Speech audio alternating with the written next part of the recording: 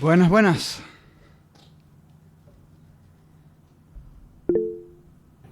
Buenas tardes, profe. ¿Todo bien? Eh, bien, bien. Profe, ¿la clase hoy es hasta las 5 o hasta las 6? No, hasta las 5 va a ser. Qué bueno que esté todo bien, Daniel.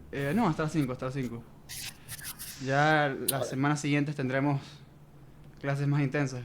Y los viernes quizás hasta las 6 probablemente. Pero hoy va a ser un poco más tranquilo. Fíjense, vamos a continuar con lo que estábamos hablando antes. Y creo que esto es todo lo que vamos a ver hoy, me parece. Tensor de esfuerzos. Esto es más un. Más que para el tercer parcial, que es útil tener el concepto en mente. Esto es para Meca 2 más que todo. O sea, se da en Meca 1, pero de necesitarlo, lo necesitas en Meca 2. Entonces, fíjense, cuando nosotros tenemos, por ejemplo, un cuerpo continuo tridimensional, sometido a distintos tipos de cargas, vamos a poner las cargas en colores para que se diferencien de la longitud del cuerpo. Vamos a hacer aquí una pequeña línea para aclarar que este cuerpo es tridimensional.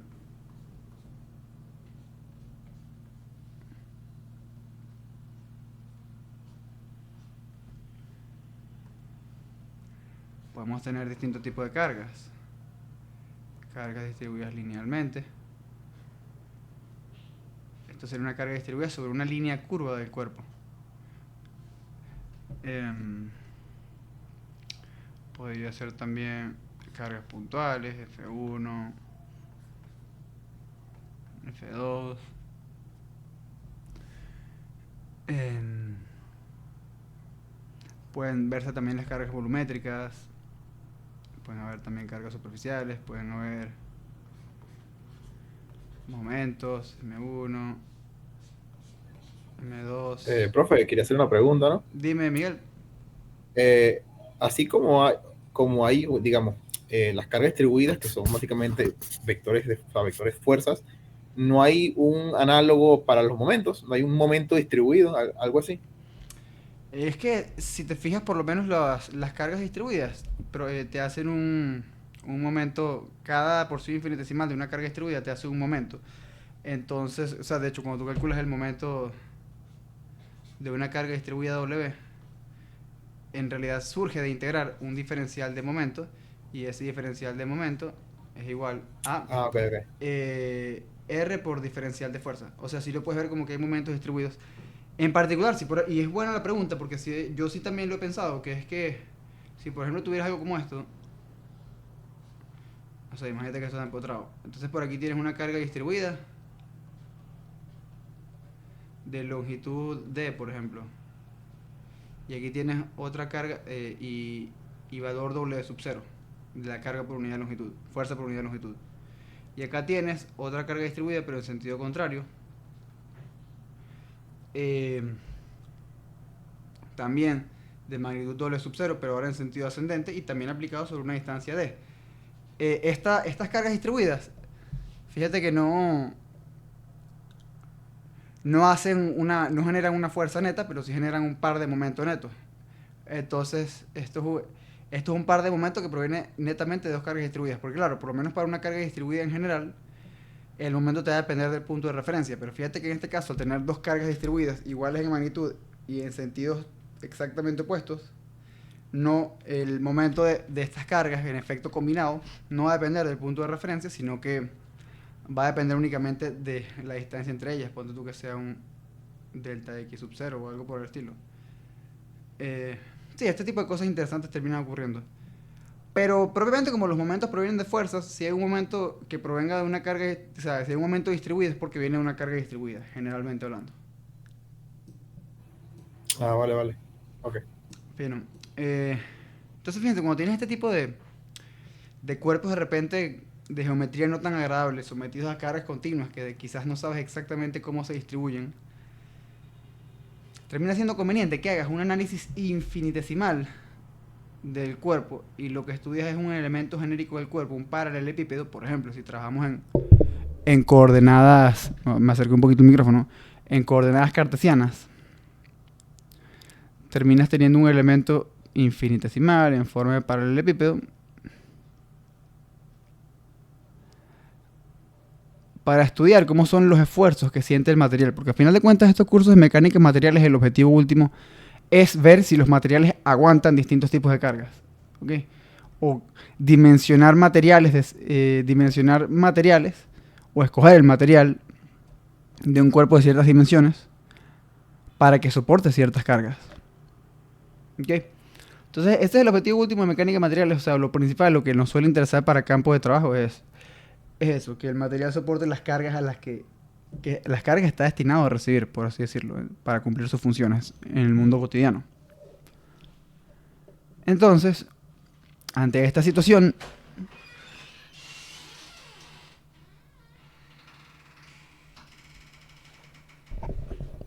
Profe, disculpe, es curioso que el curso se llame mecánica y materiales, bueno, no sé, pero a lo que acaba de hacer referencia de que el material soporte la carga, no podemos, sería mejor la corrección tipo mecánica de formas o mecánica de estructuras, porque, claro, supongamos dos vigas iguales, una de plástico y una de acero, obviamente la de acero va a soportar mucho más carga, o no sé si es algo incorrecto, pero o sea, el nombre no, como no, que no, de materiales, como que no, porque estamos estudiando, o sea, en función de las propiedades mecánicas de distintos materiales y del estudio mecánico, o sea, de su movimiento o falta de este, eh, vemos si soporta cierto tipo de cargas y cómo se deforma ante esas cargas. No, para mí el nombre está bien puesto porque, o sea, mecánica puede ser tanto propiedades mecánicas, que puede ser lo que vamos a ver luego, módulo, elasticidad, ese tipo de cosas, o puede ser simplemente el estudio mecánico de sumatoria de fuerza y sumatoria de momentos. Y materiales, porque al fin de cuentas, dependiendo del material, es que varía la cantidad de carga que puede soportar y cuánto se deforma. O sea, sí, para mí el nombre está bien puesto, honestamente. bueno. Ok, entonces, bueno, haciendo un pequeño zoom en ese paralelepípedo, no, ya, vamos a hacerlo más cuadradito para que no piensen que una dimensión predomina por encima de otra. Ok, esto va a ser, y quizás lo hago un poco más grande por conveniencia, vamos a ver. Después veo si hago zoom out. Ya, vamos a hacer un poquito más chiquito. Ok.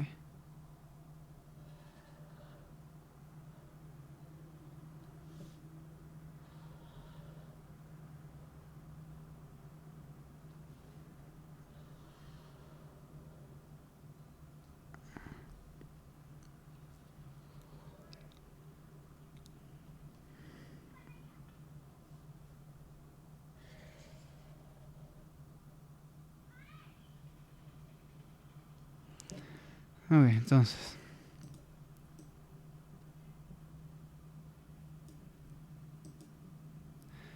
Bueno, aquí también va a ser conveniente hacer nuestra línea punteada para señalar las caras no visibles de él.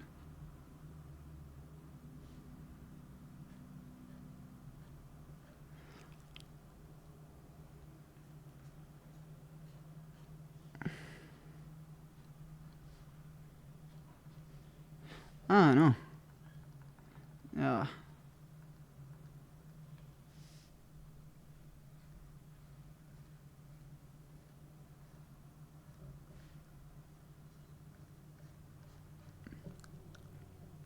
Voy a borrar esto que sobra.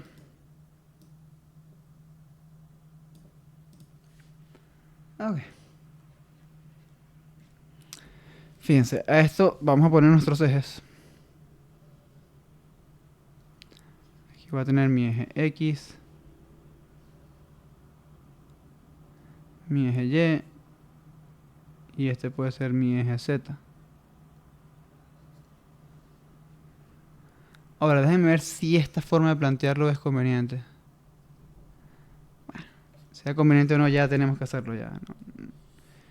No podemos estar titubeando mucho porque va a pasar con el problema de armaduras. Como con un problema de armaduras. Buscando la mejor estrategia se te va la vida. Entonces, fíjense. El asunto aquí es que por generalidad, nosotros vamos a decir que recuerden, este paralelepípedo es una porción muy pequeña, más adelante podemos decir si se quiere infinitesimal, ¿ok? Pero una porción muy pequeña de un cuerpo continuo mucho más grande, o modelado como continuo, porque en la realidad los cuerpos no son continuos por los espacios entre átomos y moléculas y todo eso. Pero hasta cierto orden de magnitud, la aproximación de cuerpo continuo es válida, es funcional, sirve, es precisa. Ya luego, dependiendo de qué volumen agarres, puede ser que agarres mucho espacio vacío entre átomos o entre moléculas y ahí las fluctuaciones de la densidad pueden ser considerables. Eso es para que lo tengan en la parte de atrás de su cabeza. Quizás en un futuro me pueden preguntar de qué estaba diciendo el profesor en ese momento, pero es para que lo tengan en la parte de atrás de su cabeza. Y si lo ven en un curso más avanzado, digan, ah, ok, esto lo mencionó este profesor en tal sitio. Ok, entonces, primero vamos a dimensionar este paralelepípedo. Vamos a decir que esta dimensión del ancho es delta x, la profundidad es delta z. Ya.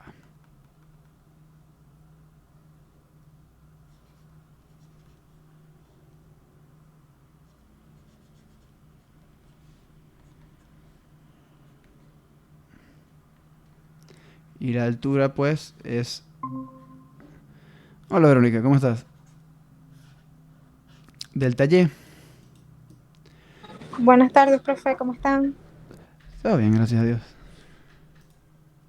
Entonces, lo que estamos diciendo... Ah, bueno, el volumen de este paralelepípedo aquí para no dejar eso por fuera. El volumen sería simplemente ancho por alto por profundidad.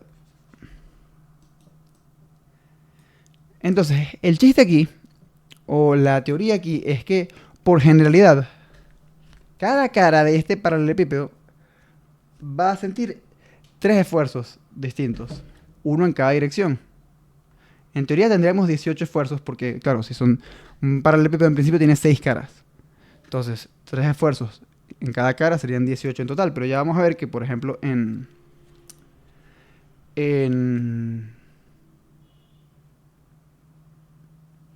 Ah, ya, pero ya, yo aquí hice algo, a ver, esto es correcto, esto es delta X, esto es delta Y, esto es delta Z, esto es delta Y, ok, me parece perfecto, cool. No, está bien, tuve un momento de pánico. Ajá, entonces, cada cara va a tener tres esfuerzos, y cada esfuerzo va a venir dado. En principio no tienen que preocuparse, o sea, ya vamos a ver de qué trata cada cosa, pero esto es una cuestión de generalidad, ¿ok? Entonces, vamos a decir que esta cara siente un esfuerzo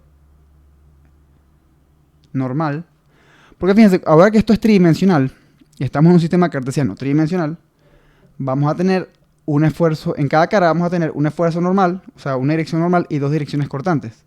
Por ejemplo, esta cara que señalé aquí, esta cara de ancho delta X y altura delta Y, ¿su dirección normal cuál es? Está fácil de deducir. Díganlo cantando. Menos X, profe. Oh, perdón, menos Z. Menos Z... No, recuerda que Ya, usó... ¿cuál es la cara? Esta, la frontal, la que estamos viendo. Ah, ok, entonces su normal sí tendría dirección Z. Sí. Z La positivo, cara. Z positivo. Sí. Porque a ver, los vectores normales se definen positivos hacia afuera. Esa es la convención en general, es la convención en Mate 6, es la convención también en MK1, es la convención en casi todos lados. Entonces, esto sería un sigma, ¿ok? Y el primer subíndice va a venir dado por la dirección normal a la cara que estoy estudiando. La cara que estoy estudiando es paralela al plano XY. ¿Por qué? Porque su ancho es delta X, o sea, paralelo a X. Su alto es delta Y, es decir, paralelo a Y.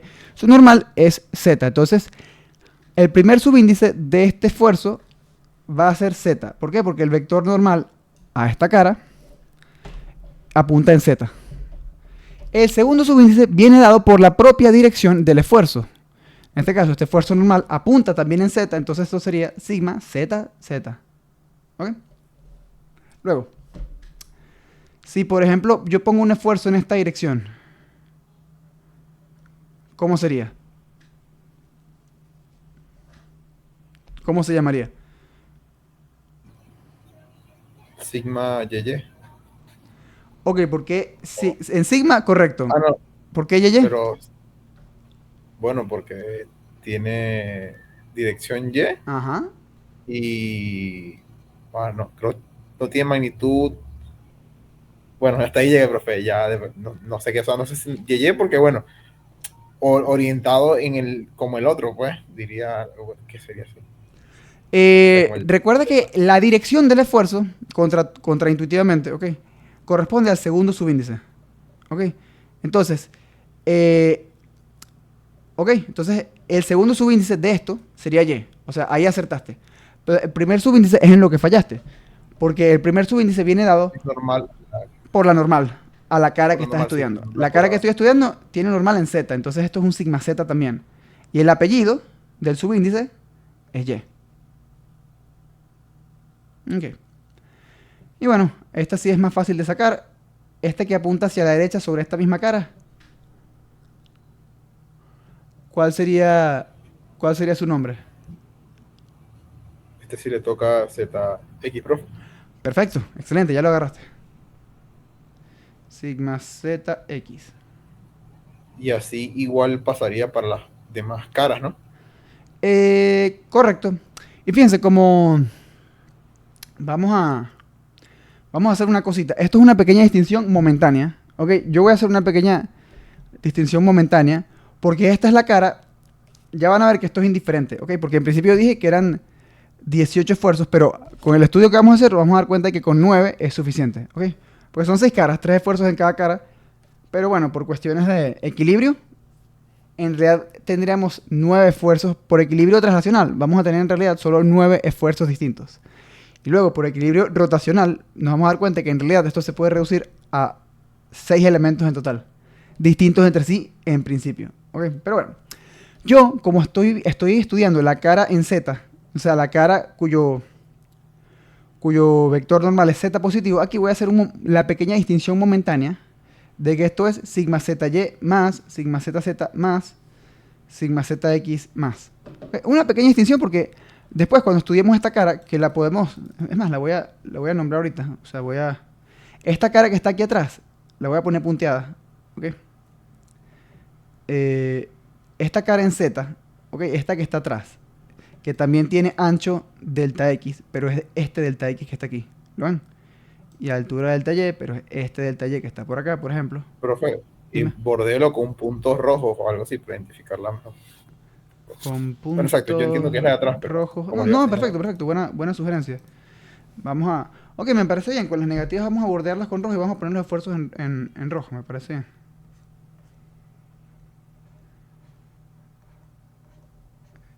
Y los esfuerzos los dibujamos en rojo.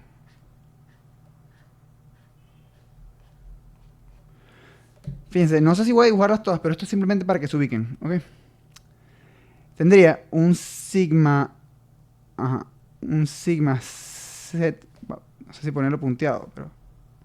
Tendría por acá un sigma Z, Z menos.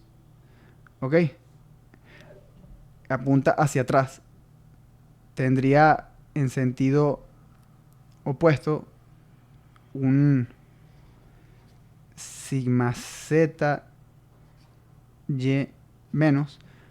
¿Por qué? Porque dirección normal Z, eh, dirección propia del esfuerzo y el menos porque es en la cara cuyo vector normal apunta en el sentido negativo el eje Z. Y bueno, tendríamos en sentido opuesto también. Ya no sé por qué pasó. Ajá. Ya, vamos a ponerlo punteado.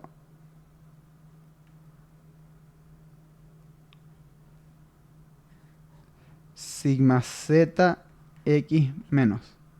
Vamos a ponerlos todos punteados. No voy a hacer mucho énfasis en los negativos, lo que quiero es que vean esto. O sea, si ven esto, como simplemente los dibujo en sentido opuesto, ¿ok? Pero el punto es que en la cara negativa también hay esfuerzos. En principio los puedo abordar como si fuesen distintos. Pero cuando haga el análisis sumatorio de fuerzas voy a ver que, bueno, no es necesario. Entonces, hice esta representación, pero no se preocupen, o sea, no voy a hacer toda esta cuestión de los negativos. Me interesa que vieran cómo se representaba uno de los negativos. Eso está bien para mí, pero Ahorita voy a representar únicamente las caras positivas. Ya tengo la cara en Z positiva. Puedo borrar estos esfuerzos en Z. También cargo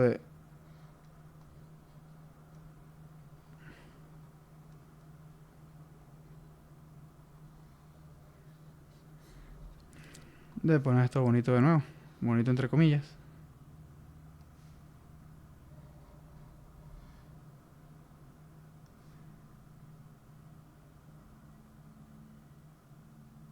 Ah, por cierto, no sé cuántos. El coordinador de mecánica se va a hacer una cirugía el martes de la vista. Si alguien lo conoce, le puedes mandar su apoyo o algo por el estilo. O sea, como que, profesor, éxito en la operación. Yo lo conozco personalmente, entonces le voy a mandar un mensajito. Profesor Carlos González.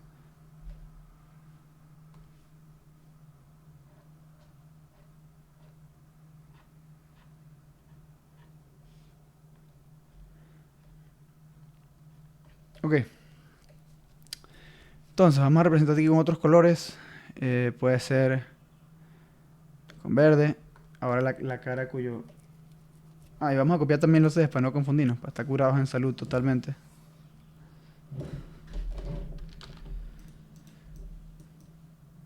Ojalá se pegue, porque ustedes saben cómo es esta pizarra. Entonces, estoy estudiando ahora esta cara, ¿ok? Cuya profundidad es delta Z y altura es delta Y. ¿Quién sería su vector normal?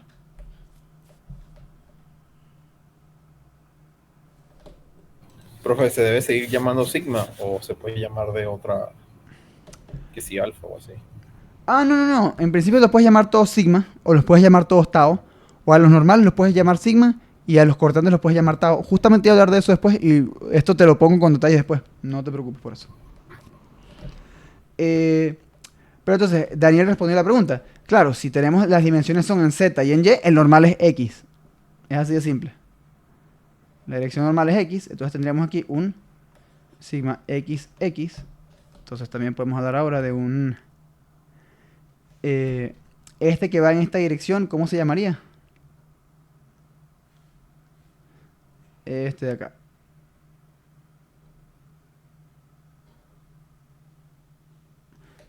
No sé cómo, qué lástima. Ese es el XZ, profe.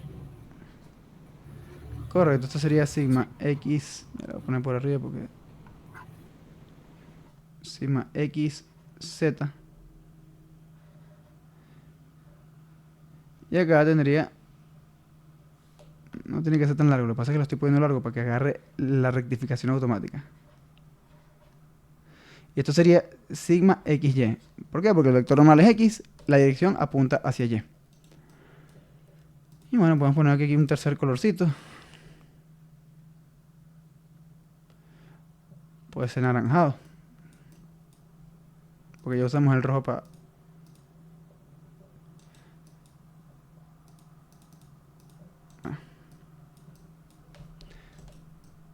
Se puso desagradable la pizarra, ya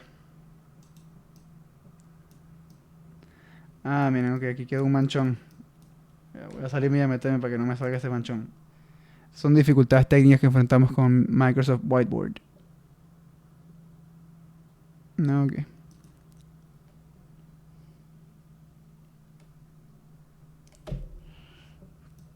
Ok, bien, ya no está el manchón. A ver. Entonces vamos a estudiar ahora. Y ahora pasó de nuevo. A ver. Esta cara. Esta cara de ancho delta X y profundidad delta Z. ¿Cuál es su vector normal?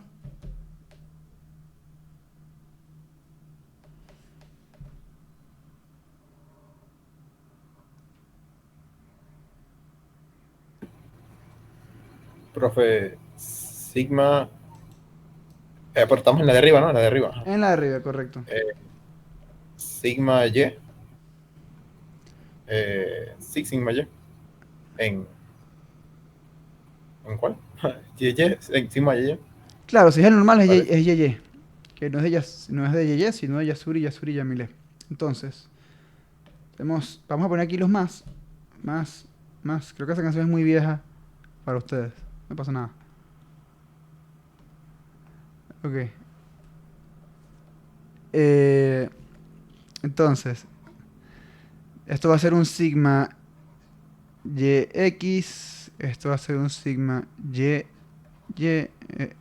más, esto va a ser un sigma y z más. Ok, perfecto. Entonces vamos a olvidarnos por un momento del tensor y vamos a ver cómo sería la sumatoria de fuerzas, por ejemplo, en X, sobre este cuerpo. ¿Ok? Vamos a empezar con las positivas. Ya. Y si aquí la representación está un poquito grande, voy a tomarle captura a esto para que lo podamos ver de forma inmediata sin estar atrasándonos mucho para verla y eso.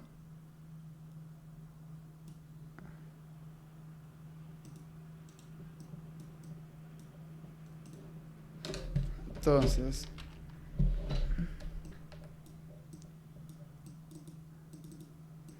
ok. Este tipo de recursos son prácticos para la clase, pero el que ve la clase leída, por así decirlo, en PDF es como porque puso tantas veces la misma cosa. Pero bueno, eso es secundario en este momento. Muchachos, si yo hago la sumatoria de fuerzas en X sobre este paralelepípedo infinitesimal, ¿qué me parecería? Recuerden que, perfecto, las que están dibujadas son las de las caras positivas, o sea, las caras cuyos vectores normales apuntan en sentido positivo de los respectivos ejes coordenados. Pero recuerden que también van a estar las negativas actuando siempre en sentido opuesto. Así que si describimos correctamente las fuerzas provenientes de los esfuerzos asociados a caras de normales positivas, los asociados a las caras de normales negativas van a aparecer de forma prácticamente idéntica, pero con un signo opuesto. Ya van a ver a qué me refiero, pero díganme ustedes, simplemente según lo que ven en este dibujo, ¿qué fuerzas actúan en X según los esfuerzos? O mejor dicho, quizás una pregunta más importante y más intermedia. ¿Cómo se traducen estos esfuerzos en fuerzas? ¿Qué tengo que hacer a esos esfuerzos para que se conviertan en fuerzas? Para traducirlos en fuerzas. En fuerzas que actúan sobre el paralelepípedo. Porque recuerden que esfuerzo es fuerza. A grandes rasgos, los esfuerzos se asocian con cargas, o sea, fuerzas por unidad de área. Entonces, ¿qué tendría que hacer a cada uno de estos esfuerzos para hacer esto? Exacto, para poder hacer la sumatoria de fuerzas en X, por ejemplo, dice Daniel, multiplicarlos por el área de cada cara. Exacto. Entonces, básicamente, como estoy haciendo una sumatoria de fuerzas en X, voy a fijarme únicamente en los esfuerzos que apunten en X, sean normales o cortantes. O sea, porque recuerden que para cierta cara, la dirección normal puede ser Y y una dirección cortante puede ser X. Y para otra cara, la dirección normal puede ser X y otra dirección cortante puede ser Y. Es así, o sea, no estoy preguntando por sumatoria de fuerzas en dirección normal. No, porque esto es de todo el paralelepípedo, no de una cara en concreto. O sea, en realidad tenemos tres direcciones normales distintas y 6 sentidos de normales distintos en total, 2 por cada dirección. Entonces, claro, en esta sumatoria de fuerzas van a aparecer algunos esfuerzos cortantes multiplicados por el área respectiva sobre la que actúan y otras van a estar por esfuerzos normales multiplicados por la respectiva área sobre la que actúan. Es decir, en X va a haber tanto fuerzas asociadas a esfuerzos cortantes como fuerzas asociadas a esfuerzos normales. Entonces vamos a empezar con la cara en X. O sea, para empezar con X, en la cara esta cuyo vector normal es el X, es X, el esfuerzo que apunta en X es el sigma XX más. Entonces, sigma XX más, y va a estar multiplicado por el área que va a ser delta Y por delta Z. ¿Ok? Apunta en sentido positivo. Luego, más. Vamos ahora con la cara cuyo normal es la dirección Y, la dirección Y en sentido positivo. Fíjense, tengo sigma YX más, ¿no? Es el que apunta en X. A mí lo que me importa, como una sumatoria de fuerza en X, lo que me importa es los esfuerzos que apunten en X. Entonces aquí por esta cara me va a aparecer sigma YX más. ¿Y por qué va a estar multiplicado? Bueno, puedo ver el primer subíndice y multiplicar por las direcciones que no están asociadas a ese subíndice. O sea, si la normal es Y, esto va a estar asociado a un delta X por un delta Z. Esta es delta X, delta Z. Son las aristas de esa cara. Cualquier cosa, muchachos, me detienen si no entienden algo. Entonces, fíjense en esto.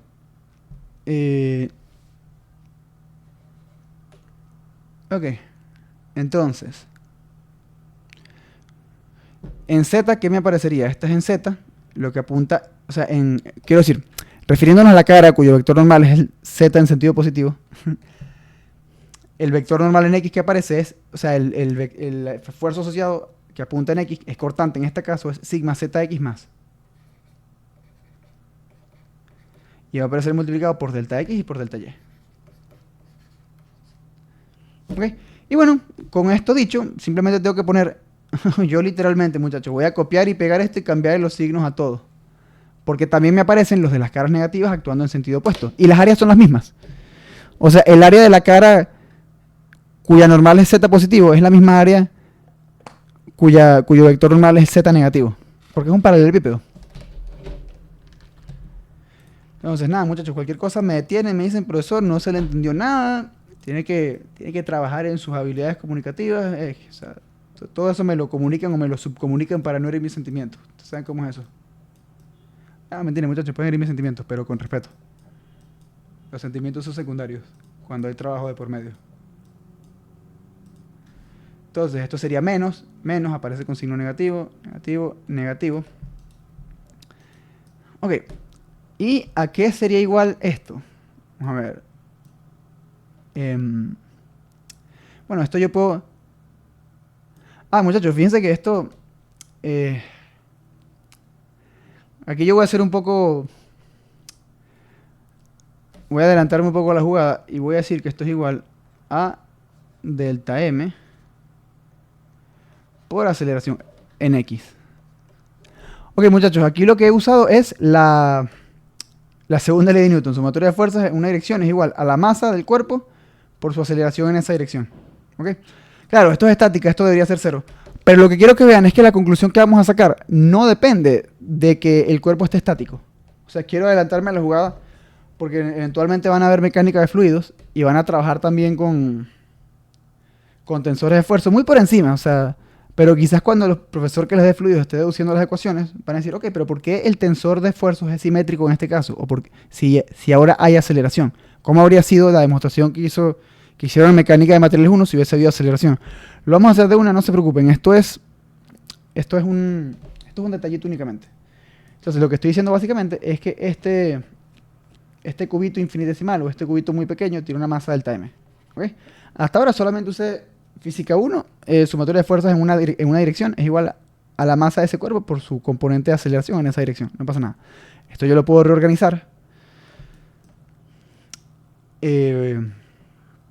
Vamos a poner así, sumatoria de fuerzas en X es igual a sigma XX más menos sigma XX menos por delta Y delta Z más sigma YX más menos sigma YX menos por delta delta X delta Z más sigma ZX más menos sigma ZX menos por delta X delta Y. Y esto va a ser igual. Ajá, y la masa, muchachos, vamos a hacer un pequeño artilugio. No se asusten con esto. Esto es únicamente el profesor siendo quizás un poco más riguroso de lo que debería por las alturas de la jugada en la que estamos. Si se les hace muy complicado, imagínense que todo esto lo hice para un caso estático y dicen que esto es igual a cero. La conclusión a la que vamos a llegar es exactamente la misma y ya van a ver por qué. Muchachos, yo puedo expresar la masa de este cubito pequeño como ρ por delta B, ¿no? Que claro, aquí dije que su volumen era B, lo voy a expresar como delta B, para que todo sea delta, delta, delta, delta, ¿ok? Fíjense, este cubito es tan pequeño que ni siquiera puedo considerar variaciones de densidad significativas. Entonces por eso puedo hablar de una única densidad localizada en este paralelepípedo. No es un cubo, es un paralelepípedo porque el cubo ya habla de que las tres aristas en direcciones perpendiculares son iguales. O sea que el volumen sería A cubo. Aquí no, aquí sería A por B por C o delta X por delta Y por delta Z, como ya les indiqué. Entonces delta M sería igual a rho delta X delta Y delta Z.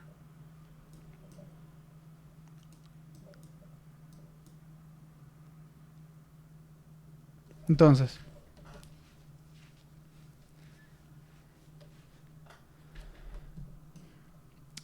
ajá.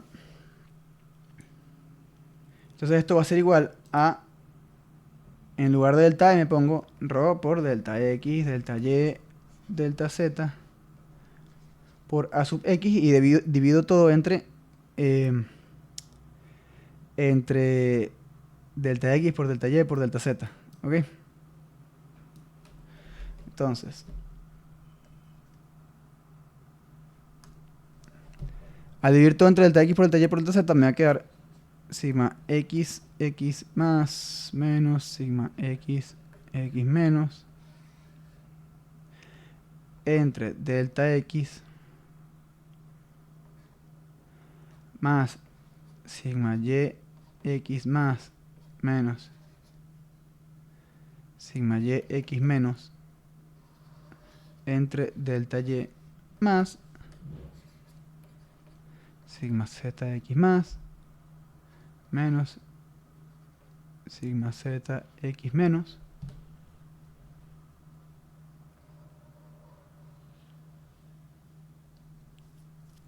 Esto va a ser entre delta Z. Y todo esto me va a quedar como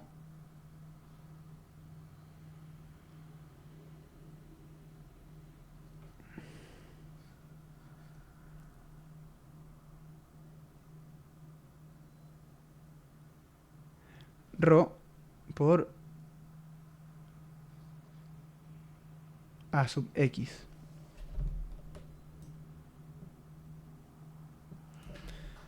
Ok. O mejor dicho, vamos a... Esta no fue la forma más práctica de hacer esto, quizás. Vamos a ver.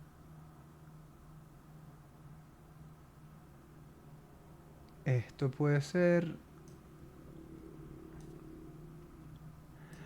Entonces, fíjense, básicamente lo que tenemos aquí, esencialmente, es una diferencia entre esfuerzos en X. Todos apuntan en X, pero estos corresponden a la carga en X, que están divididos entre un delta X. Estos corresponden a la carga en Y, que están divididos entre un delta Y. Y estos corresponden a la carga en Z, que están divididos eh, entre un delta Z. ¿Ok? Entonces, hay algo interesante al momento de hacer esto, que es que esta diferencia también va a ser muy pequeña. O sea, aquí vamos a tener una especie de delta sigma XX. Ya. Ah, mira, no estaba en 100%, qué interesante. Entre delta X más delta YX entre delta Y más delta YZ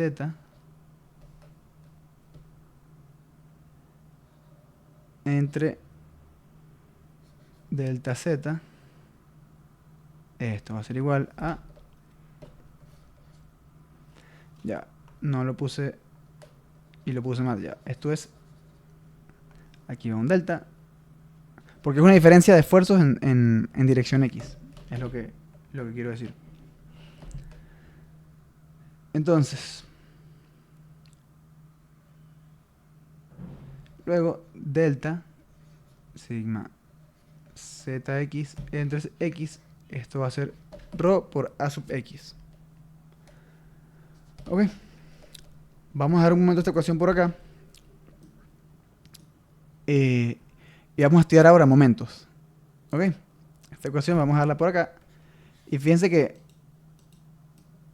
esta ecuación yo la puedo replicar para las distintas componentes. Voy a tener delta sigma yx entre delta x más delta sigma y entre delta y más delta sigma. Lo que estoy cambiando básicamente es el primer subíndice. ¿Okay? El segundo subíndice. Madre mía, ya, un momento. Fíjense, todo esto es lo que apunta en dirección X, independientemente de cuál sea el vector normal. Como podemos ver aquí, todos los segundos subíndices son X. Y el subíndice de la aceleración es también X. Entonces, el primer subíndice siempre era asociado a la componente respectiva. O sea, lo primero que pusimos era en X, lo segundo Y, lo segundo Z. Esto era para asociar que esto era el esfuerzo normal a la cara, el esfuerzo normal a la cara YZ, el esfuerzo normal a la cara XZ y el esfuerzo normal a la cara XY. Entonces, el primer subíndice se mantiene, los denominadores se mantienen, y luego delta XY. O sea, ahora lo que estoy planteando es, estoy extrapolando de esta ecuación en X la propia ecuación en Y, porque el análisis va a ser exactamente igual. Entonces, esto va a ser delta y y esto va a ser delta ZY.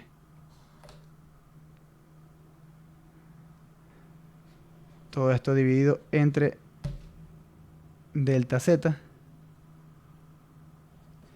igual rho por a sub x. Y bueno, claro, dependiendo de en qué dirección ponga la gravedad, porque claro, si esto tiene una masa, también puedo decir que esto tiene un peso delta mg que actúa en y. Podría decir eso. Y me quedaría algo como esto.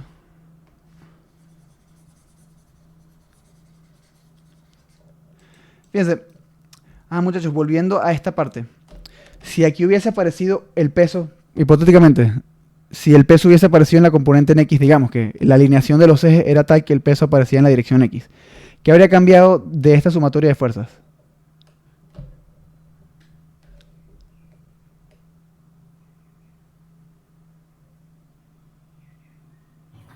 Profe, disculpe, ¿puede repetir? No escuché bien. Imagínate que por una alineación rara de los ejes, el peso actuaba era en el sentido negativo de la dirección X. ¿Cómo habría cambiado la situación? Bueno, que habría aparecido una fuerza de esta forma. Vamos a ponerlo así, el delta W, es decir, el pequeño peso que tiene ese paralelepípedo, sería delta M por gravedad en sentido negativo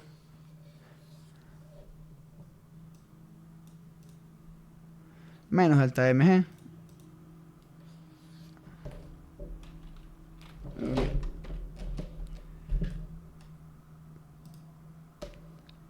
y bueno, es claro que me quedaría menos rho delta x, delta y, delta z por gravedad. Entonces, digamos, haciendo en y lo mismo que hice en x, pero ahora considerando que hay un peso, aquí me quedaría pues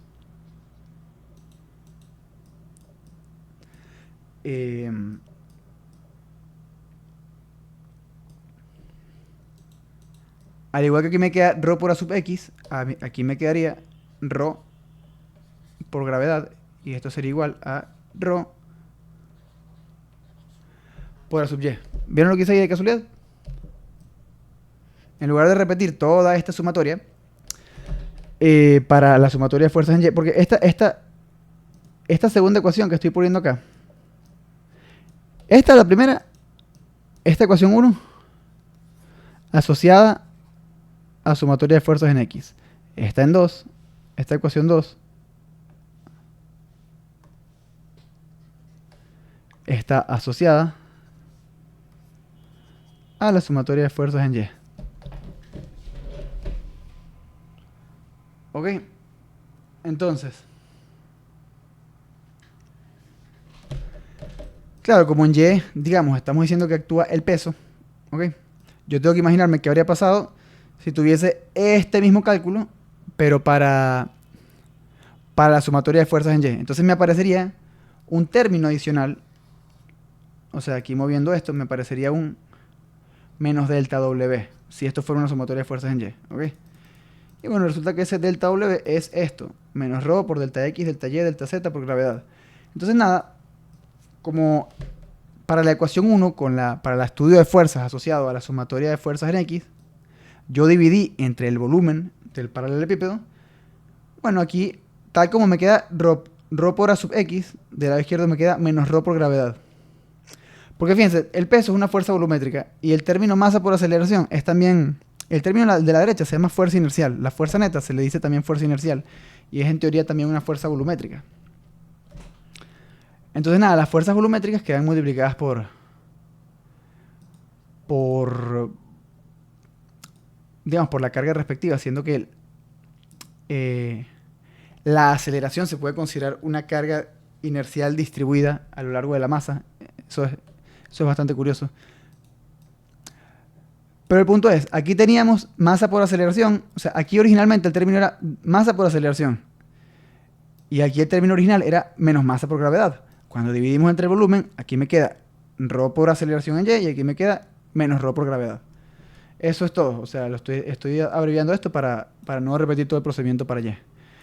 Y para Z me quedaría algo como esto. Delta XZ entre delta X. ¿Cuál sería el siguiente término? A ver si están haciendo la transferencia, o sea, a ver si saben de qué estoy hablando, cuál es el queso de la tostada.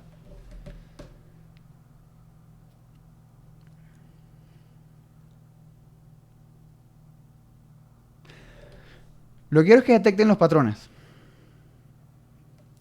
¿Ok?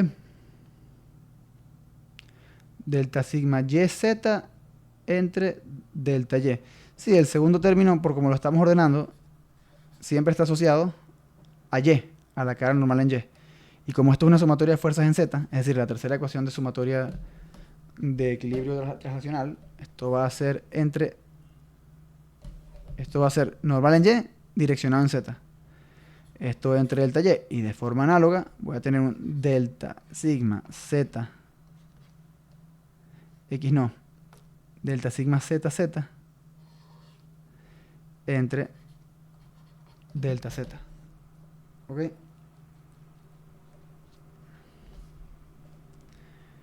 Y bueno, esto va a ser igual a ρ por A sub Z. Ok. Muy bien. Entonces, esto está asociado, recuerden, a la sumatoria de fuerzas en Z. Y esto sería nuestra ecuación 3.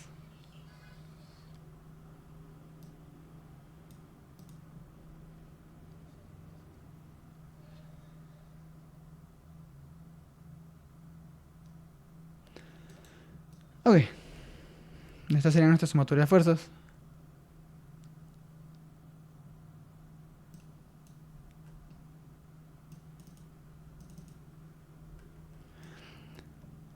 Ahora probemos un poco con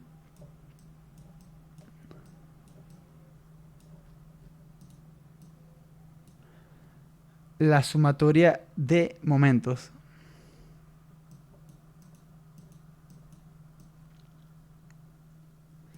Entonces, límite.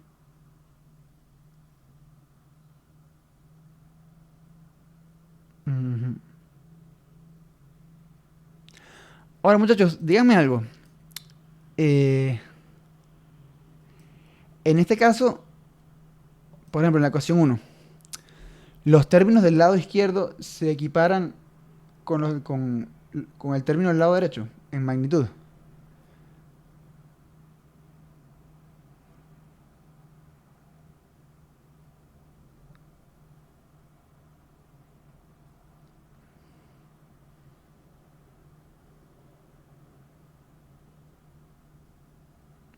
Quiero decir, por ejemplo, delta XX entre delta sigma XX entre delta X será una magnitud comparable a rho por A sub X.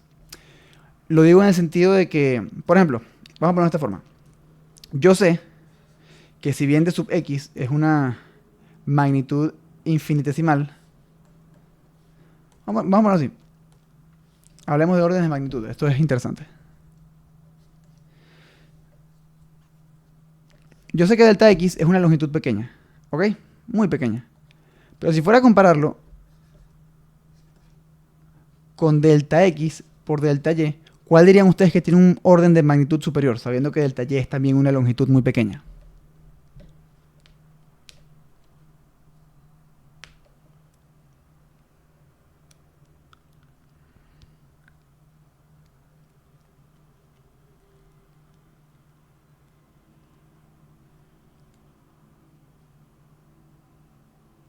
A ver, vamos a compararlos. ¿Cómo comparamos cosas en Mate 1? Tenemos delta X versus delta X por delta Y. Divido ambos entre delta X y me queda 1 versus delta Y. Ahora ustedes me dirían, ¿cuál dirían ustedes que es de un... O a ver, vamos a... Esta comparación dimensionalmente no tiene sentido. Vamos a replantear esto. Ok, imagínense que tengo un área que es una distancia finita y. Ya.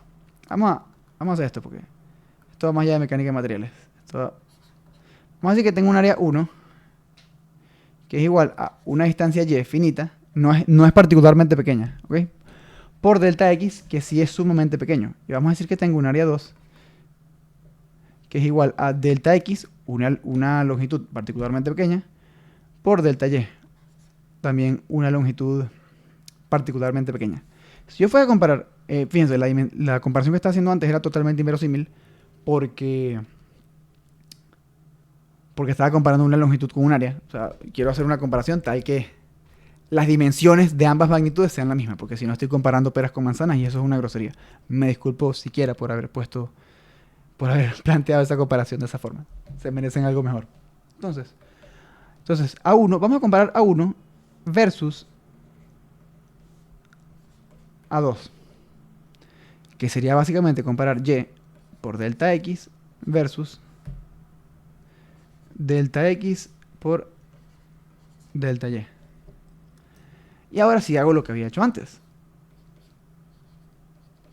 Multiplico ambos lados, ambas magnitudes, las divido entre delta X, o las multiplico por 1 sobre delta X, según ustedes prefieran, sabiendo que delta X es muy chiquito, pero no es exactamente cero y que además es positivo. Entonces me va a quedar Y versus delta Y. Ahora ustedes me dirán, ¿quién era mayor? ¿El área 1 o el área 2?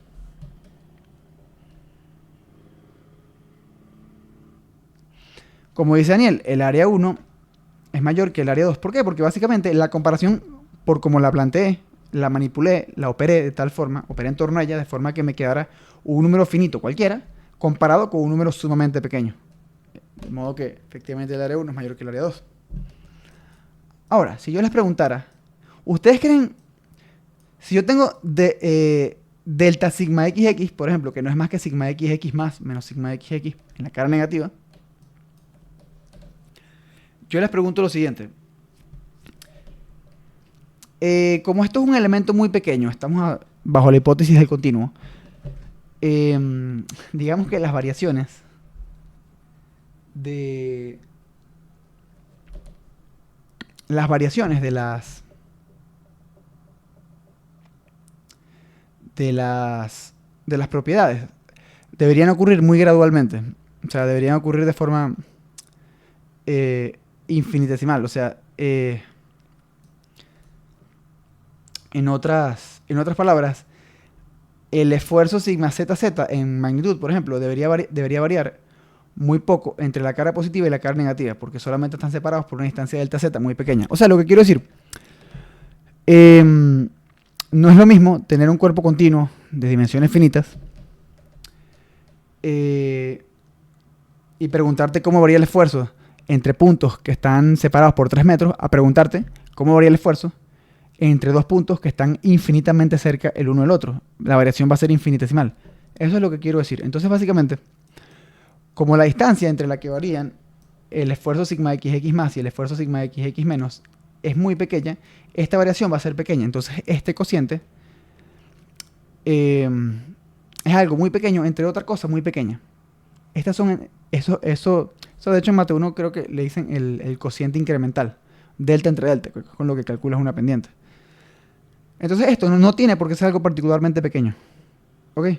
Porque sigma xx, delta sigma xx es muy pequeño y delta x es también muy pequeño. Entonces esto no tiene por qué ser un término despreciable. Lo mismo aplica para delta sigma yx entre delta y. Estoy dividiendo algo muy pequeño entre otra cosa muy pequeña. Y lo siguiente es delta sigma zx entre delta z. Es algo muy pequeño entre algo muy pequeño. Entonces aquí tengo en realidad 3 números que en principio deberían ser finitos. Podrían ser finitos. O sea, no son ni muy pequeños ni muy grandes, es lo que quiero decir. No hay razón para creer que las variaciones en una distancia infinitesimal de los esfuerzos respectivos son desproporcionadas respecto a la distancia. ¿Okay? Entonces, básicamente, esto es un término finito, un término finito, un término finito. La suma de los tres me da un término finito. Y ρ por a sub x, ρ es una densidad, no tiene por qué ser un valor particularmente pequeño o un valor particularmente grande. O sea, debería ser también un valor finito. Y la aceleración también debería ser un valor finito. No tiene por qué ser una aceleración infinita, ni cero. Entonces, básicamente, la suma de estos 3 términos es comparable con esto. Es lo que quiero decir. Ninguno de estos 4 términos es en principio despreciable. Entonces, así es como uno operaría en torno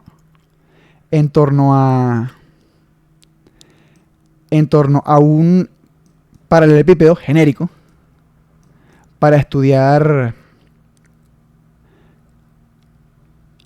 su sumatoria de fuerzas.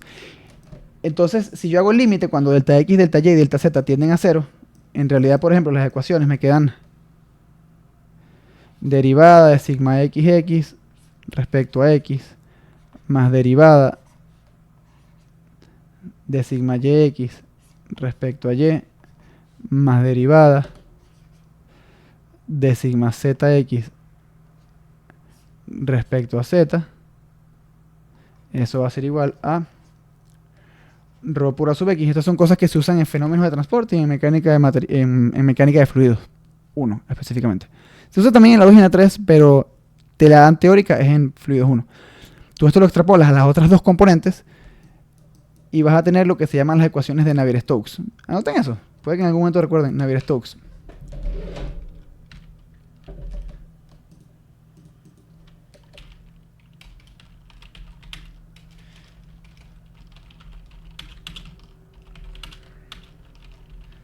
De momento, en realidad, porque también hay algunas de energía.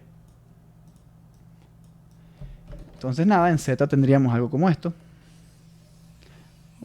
Voy a escribirlas todas de forma infinitesimal.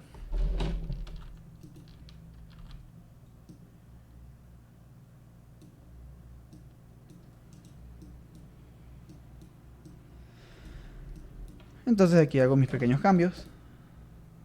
Aquí tengo que poner esto más a la derecha porque tengo que considerar el peso.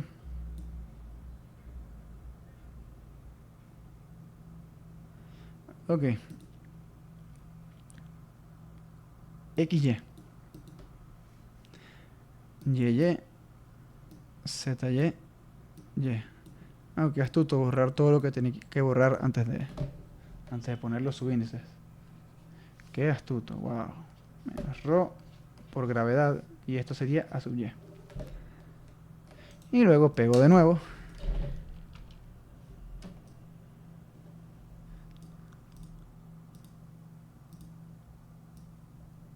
Aquí no hay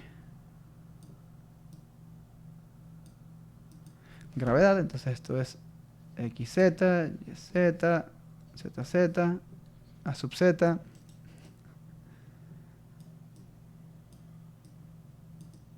Y aquí vamos a poner que esto es parte de las ecuaciones de Navier-Stokes, porque hay una cuarta. También pueden ser 5 o más si consideras las de momento. Esto es en el límite cuando delta X, delta Y, delta Z tienden al 0, 0, 0. Las ecuaciones 1, 2 y 3 pasan a ser las ecuaciones 4, 5 y 6.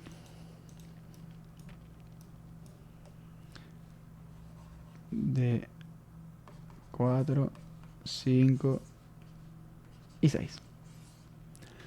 Bueno, muchachos, sé que esto parece completamente inverosímil en el momento. Lo que pasa es que como ya iba a hacer este análisis, me pareció interesante hacerlo de esta forma. No se preocupen, en la clase que viene ya retomamos y les muestro ya por qué el tensor es simétrico y todo eso. Vamos a partir ya de premisas más sólidas.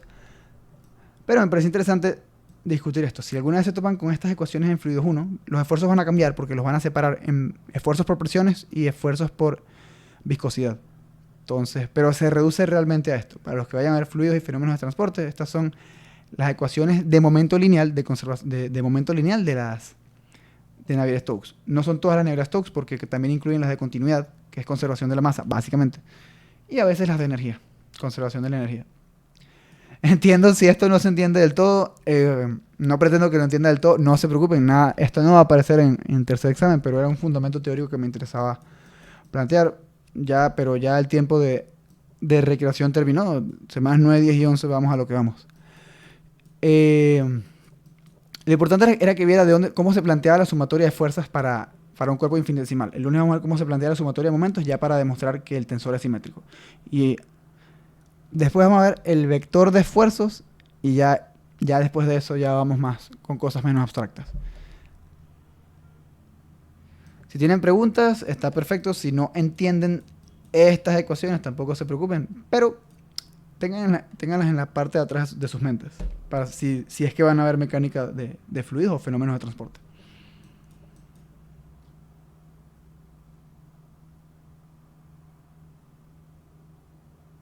¿Alguna duda, ya sea sobre de la clase o sobre cualquier otra cosa?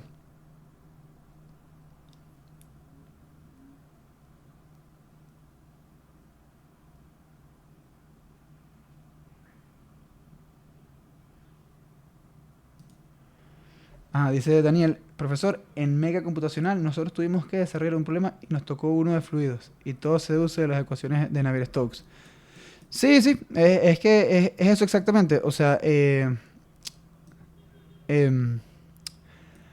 a partir de estas derivadas tú puedes ir diciendo estas derivadas de los esfuerzos, de los elementos del tensor de esfuerzos, tú las puedes descomponer en presiones y esfuerzos viscosos.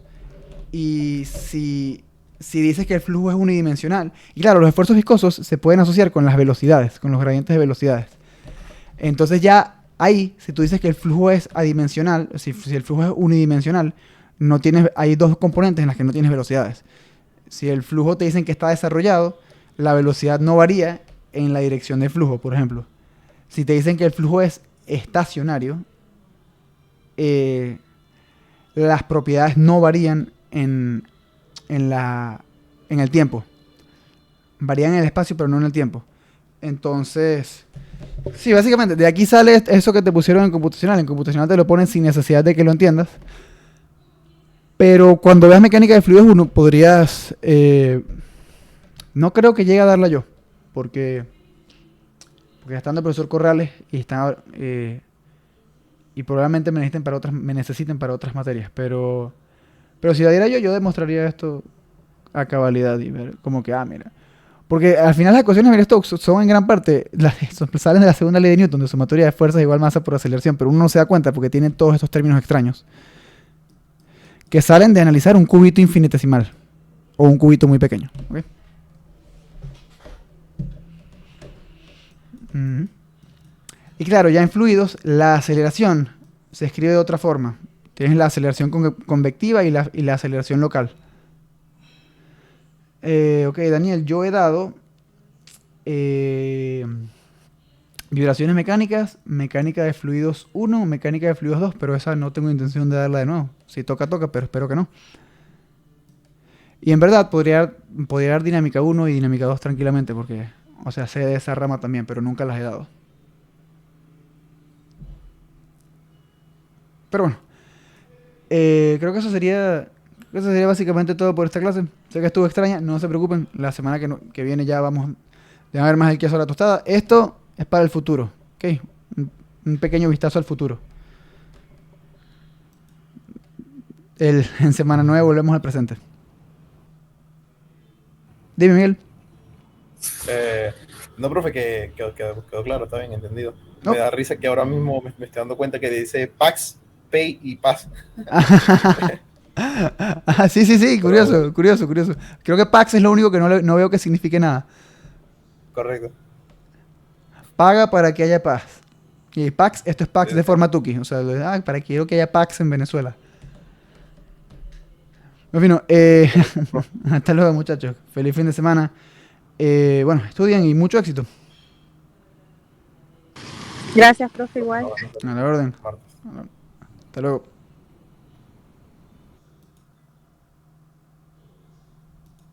A la orden.